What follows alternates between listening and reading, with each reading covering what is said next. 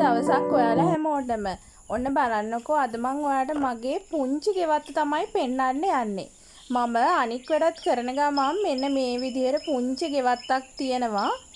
මේ බලන්නකෝ. මේ තියෙන්නේ තරණබටු ගස් දෙකක්. සාමාන්‍යයෙන් ලොකු සයිස් එකකට හැදිලා තියෙන්නේ එකපාරක් නම් මේ තරණබටු ගොඩ හැදුනා. මේ දැන් දෙවෙනි පාර මල් තාම 1 2 තියෙනවා. මේ බලන්නකෝ තරණබටු මල්. මේ තරණබටු කිව්වට අර මේ හොඳ තරණබටු එක නෙමෙයි, චූටි තරණබටු එක නෙමෙයි. මේක අපි කඩෙන් ගන්න තියෙන්නේ අන්නේ තරණබටු එක. තව දෙයක් පෙන්වන්න ඕනි. අපේ පොඩි කැකිරි වගාවක් තියෙනවා. පුංචියට කැකිරි වැල් 3-4ක් ගිහිල්ලා තියෙනවා. මේ වැල් 3-4 මම පළවෙනි ගෙඩිය ඔන්න කඩන්න යන්නේ. මල් තියෙනවා හැමතැනම. තාම මේ තැන් වල ගෙඩි පොඩි ගෙඩි තියෙනවා.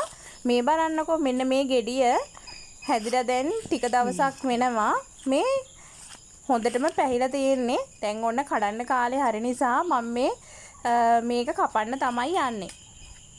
මේ බලන්නකෝ. ඉතින් මේ වගේ කැකිරි ගෙඩියක් අපි කඩෙන් ගන්නවට වඩා මේ වගේ පුංචි ඉඩක මේ පර්චස් එකක්වත් නෑ මෙතන. චූටි ඉඩක මම මේ හදලා තියෙන්නේ මේ ටික. මේ බලන්නකෝ ගෙඩිය. අංකි වාසවිස නෑ මොකුත්. ගෙදර අහක දාන මේ එළවලු පළතුරු ඔය විසික් කරන ಜಾති පොල් කුඩු ඉඳුල් නැතුව විසික් කරන ಜಾති වල පොහොර දාලා තමයි මේ හදාගෙන තියෙන්නේ. මේ බලන්නකෝ මල්. මේ වැලේ හැම තැනම මල් තියෙනවා. මේ හදලා තියෙන්නේ මිරිස් පාත්තියක් තියෙනවා පොඩි. ඒ කියන්නේ කොච්චි, ඒ වගේම නයි මිරිස්, ඒ වගේ ඒ පාත්තිය ඇතුලේ තමයි මේ කැකිරි වැල. ඒ වගේම මේ බලන්නකෝ නිවිති පොම් පැර ටිකක් හදන් තියෙනවා. මේ නිවිති ඕන වෙලාවට නිවිති කොළ ටිකක් දාලා අපිට පරිප්පු වලට දාලා හදන්න පුළුවන්. මේ මගේ කොච්චි ගහ. මේ වගේ කොච්චි ගස් කිහිපයක්ම තියෙනවා. දැනට ගෙඩි හැදිලා තියෙන්නේ මේකේ තමයි. ඒ වගේම මම ඔයාලට තව පෙන්නන්නම්. තව නිවිති වැලක් තියෙනවා. ඒක නම් අහස උසට යන ගමන් තියෙන්නේ මේ විදිහට නිවිති වැලක් හදාගෙන තියෙනවා. ඒ නිවිති වැල හැදුනහම ඉතින් හොඳට අපිට හොඳට පරිප්පු වලට දාලා ඒ වගේම නිවිති තව එක ක්‍රම වලට හදා ගන්න පුළුවන්. ඒ විදිහට හදා ගන්න පුළුවන් ගෙවත්තේ.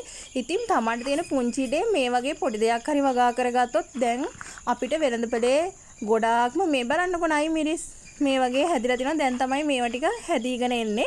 ඉතින් මේ වගේ නයි මිරිස් ටිකක් අපිට කඩේකට විකුණන්න පුළුවන්. ඒ වගේම රම්ප කරපිංච ටිකක් ගෙදර තියෙනවා නම් අපිට ගෙදර ප්‍රයෝජනෙට ගන්න පුළුවන්. එතකොට අපිට පොඩි දෙයක් හරි ගෙදර හදාගත්තොත් ඒ දේ අපිට කඩෙන් ගේන්න ඕනේ නෑනේ. මේ තමයි කිරි හබරල ගහක්. ඒ කියන්නේ අපි කිරි මේ හබරල කියන්නේ මේවා පිත්ත කොලේ දෙකම අපිට මැල්ලුම් හදලා කන්න පුළුවන් මේ හබරල జాතියක් තමයි. මේ බලන්නකෝ ඉතින් ඒ ගෙඩිය. මම මේක උයන වීඩියෝ එකක් ඔයාලට වෙනම අරන් එන්න. කිසිම වසවිසක් නැතුව වසවිසෙන් තොර මෙන්න මේ වගේ කෑම කන්න ඔයාලත් ගෙදර හදාගන්න.